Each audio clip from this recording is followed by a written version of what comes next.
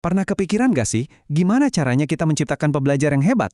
Nah, hari ini kita akan coba membongkar cetak birunya, sebuah konsep yang disebut pembelajaran mendalam. Ini bukan sekedar metode biasa, tapi sebuah cara pandang baru untuk masa depan dunia pendidikan. Jadi ini dia pertanyaan besarnya. Gimana caranya kita bisa lebih dari sekedar hafal-hafalan dan mulai membentuk pembelajar sejati? Maksudnya individu yang nggak cuma tahu apa, tapi juga ngerti kenapa dan benar-benar menikmati prosesnya. Jawabannya ada di kerangka kerja yang bahkan kita bedah bareng-bareng ini. Terus, apa sih sebenarnya pembelajaran mendalam itu? Gampangnya, anggap aja ini resep untuk menciptakan pengalaman belajar yang nempel di kepala dan di hati. Fokusnya itu bukan di nilai ujian, tapi di pembentukan manusia yang utuh, cakap, dan ini yang paling penting, menemukan kegembiraan dalam proses belajar itu sendiri. Oke, untuk membangun ide sebesar ini, tentu butuh fondasi yang kokoh kan?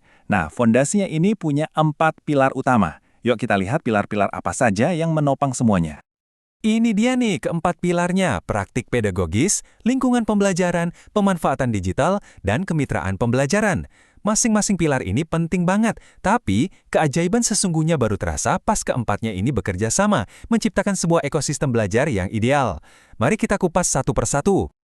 Pilar pertama ini semua tentang gimana cara kita mengajar. Jadi bukan cuma soal penyampaian informasi, tapi ada seni dan ilmunya di balik itu. Strategi apa sih yang benar-benar bisa bikin pembelajaran di kelas itu jadi hidup dan efektif? Berikutnya, lingkungan pembelajaran. Wah, ini jauh lebih luas dari sekedar dinding kelas loh. Ini tentang suasananya. Apakah tempat belajarnya itu bikin rasa penasaran tumbuh, bikin siswa merasa aman untuk mencoba hal baru, bertanya hal-hal besar, dan bahkan berani untuk salah.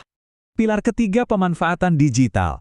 Nah, di sini kuncinya bukan sekedar pakai teknologi buat gaya-gayaan ya, tapi gimana kita mengintegrasikannya dengan cerdas. Tujuannya adalah untuk memperkaya dan memperluas kesempatan belajar, membuka pintu ke dunia yang tadinya nggak bisa dijangkau dari dalam kelas.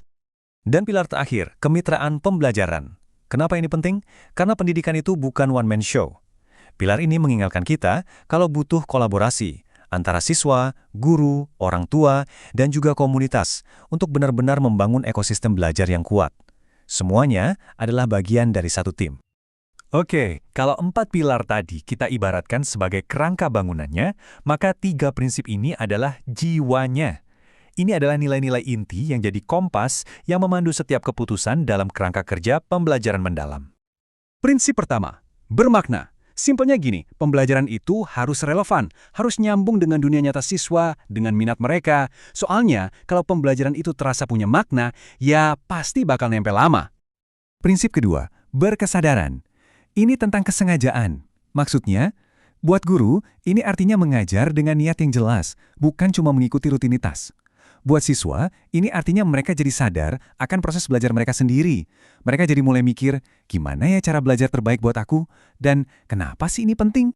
Dan yang ketiga, dan ini mungkin yang sering banget diremehkan, menggembirakan. Belajar itu harusnya bukan jadi beban kan, harusnya jadi sebuah petualangan. Prinsip ini adalah tentang menciptakan ruang di mana rasa ingin tahu itu dirayakan. Karena faktanya simpel banget, pembelajar yang bahagia adalah pembelajar yang paling efektif. Kita udah lihat kerangkanya, udah lihat juga jiwanya. Sekarang yuk kita coba lihat dari sudut pandang yang paling penting, siswanya sendiri. Gimana sih rasanya belajar dalam sistem ini sehari-hari? Pengalaman siswa itu ternyata berputar dalam siklus 3 langkah yang dinamis. Pertama, memahami. Di sini mereka menyerap ilmunya. Kedua, mengaplikasi. Ilmunya nggak cuma di kepala, tapi dipakai di dunia nyata. Dan yang paling krusial, ketiga, merefleksi. Mereka mundur sejenak untuk mikirin apa yang berhasil dan kenapa. Siklus ini muter terus, memperdalam pembelajaran setiap saat. Baiklah, kita udah lihat kerangka kerjanya, prinsip-prinsipnya, dan juga prosesnya. Sekarang kita sampai di pertanyaan paling pamungkas. Untuk apa semua ini? Apa tujuan akhirnya? Tipe individu seperti apa sih yang mau dibangun oleh cetak biru ini? Dan inilah jawabannya, seorang lulusan yang utuh. Seperti yang bisa Anda lihat di sini, tujuannya jauh melampaui nilai di raport. Ini tentang mengembangkan individu yang seimbang dalam 8 dimensi kunci. Jadi, bukan cuma soal akademis, seperti bernalar kritis, tapi juga tentang karakter, contohnya keimanan dan ketakwaan. Ada juga soal keterampilan masa depan, seperti kolaborasi dan kreativitas, dan juga kualitas pribadi seperti kemandirian. Intinya, tujuannya adalah mempersiapkan mereka untuk hidup, bukan hanya untuk ujian berikutnya. Jadi, setelah melihat cetak biru yang begitu komprehensif ini, pertanyaan yang tersisa bukan hanya untuk para pendidik, tapi untuk kita semua. Jika lulusan seperti ini adalah tujuan kita bersama, apa langkah pertama yang bisa Anda ambil di komunitas Anda sendiri untuk mulai membangun masa depan ini?